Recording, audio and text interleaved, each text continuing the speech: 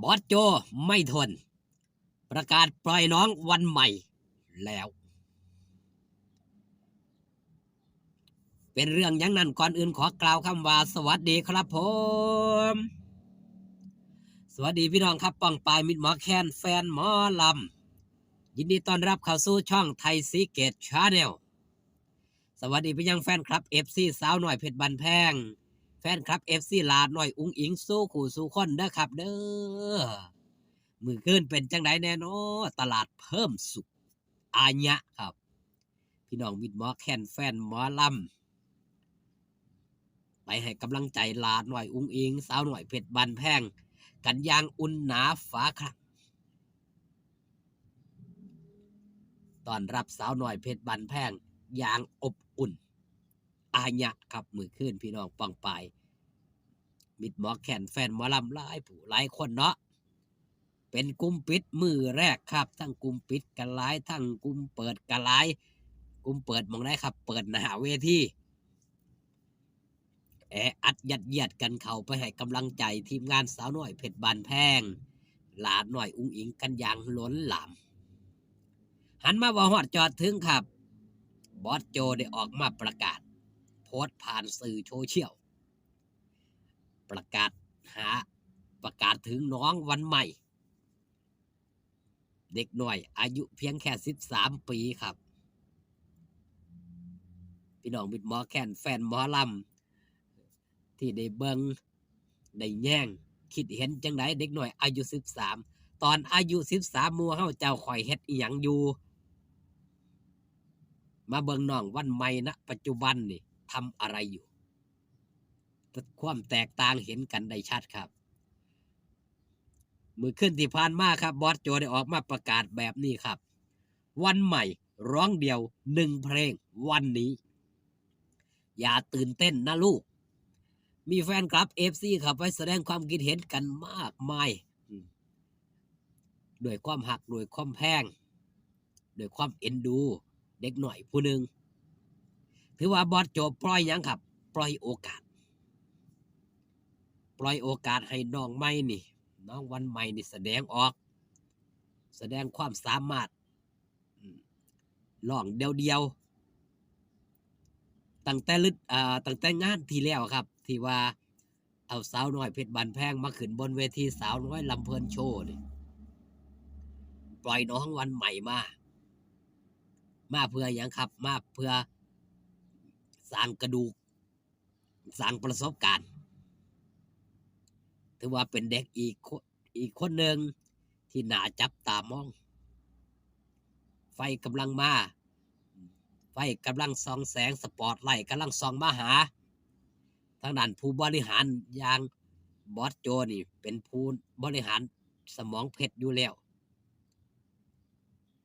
เล่งเห็นแล้วครับจะปั้นยังไงสีส่องไฟไปแบบไหนน้องวันใหม่จึงจะแจ้งเกิดได้นี่แหละครับสิ่งที่เพื่อนเฮ็ดสิ่งที่เพื่อนทำนี่แหละ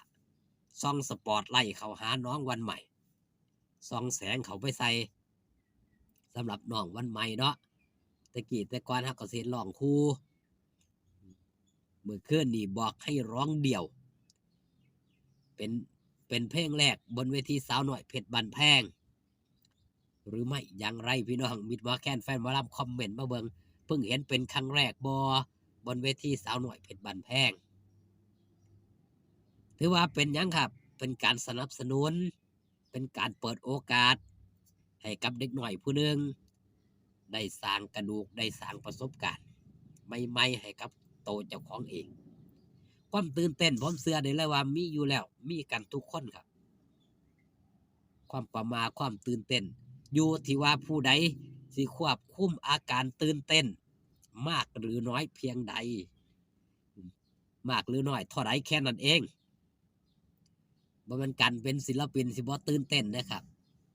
มันเปลี่ยนแปลงสถานที่ทุกครั้งพบปะแฟนคลับ FC ใหม่ๆทุกครั้งทุกเทื่อนี่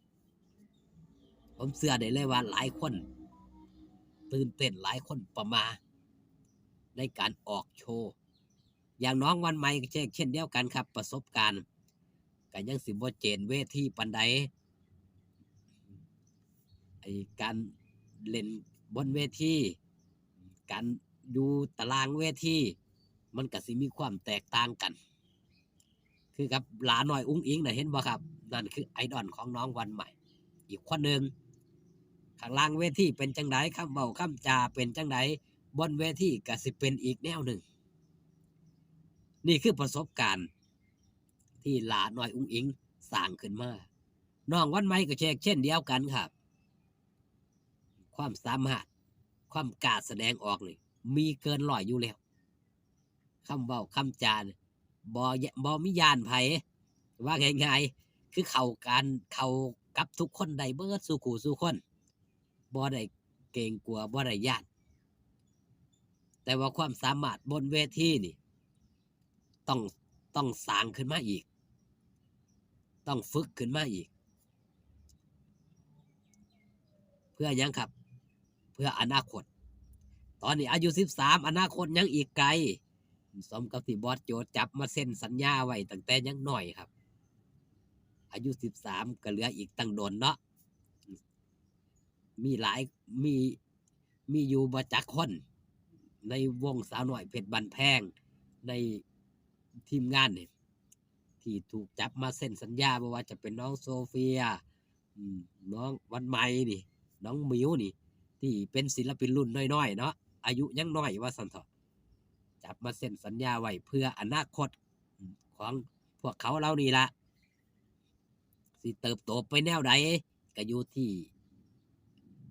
การกระทำตนกระทำตัวเองของเด็กหน่อยเรานี่เนาะอย่างน้องวันใหม่นี่เพียงแค่อายุ13อันใดบางสิ่งบางอย่างหลายคนก็ขัดหูขัดตาเรื่องคำเว้าคำจาแน่กิริยามารยาทแน่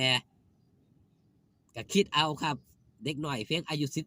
13สิให้หูความคือคนใหญ่ไปมันก็บ่ได้ครับมันก็ต้องค่อยๆเป็นค่อยๆไปเนาะก้าวบันไดนี่บันไดเขายังก้าวทีละขั้นมันบ่มีผู้ใดก้าว2ขั้น3ขั้นขึ้นไปครับมันก็เป็นไปตามสเต็ปเป็นไปตามกาลเวลามันบ่มีผู้ใดมาแล้วก้าวกระโดดขึ้นหลาน้อยอุ๋งอิงได้เชื่อได้เลยครับน้องวันใหม่ก็สิเป็นอีกคนหนึ่งถ้าก้าวอย่างมั่นคงนี่ก้าวช้าแต่มั่นคงนี่อนาคตไปไกลแน่นอนมื้อแลงอย่าลืมอย่าพลาดครับลานปาเกื้อพัทยาสาย3เนาะพี่น้องปองไปอย่าลืมไปให้กำลังแรงเชียร์แรงใจสาวน้อยเพชรบันแพงกันหลายๆนะครับเด้อไลฟ์สดกลุ่มปิดมื้อที่2คลิปนี้ฝากตอนเอาไว้แต่เพียงสำนี้ครับพอกันคลิปหน้าสบายดีครับผม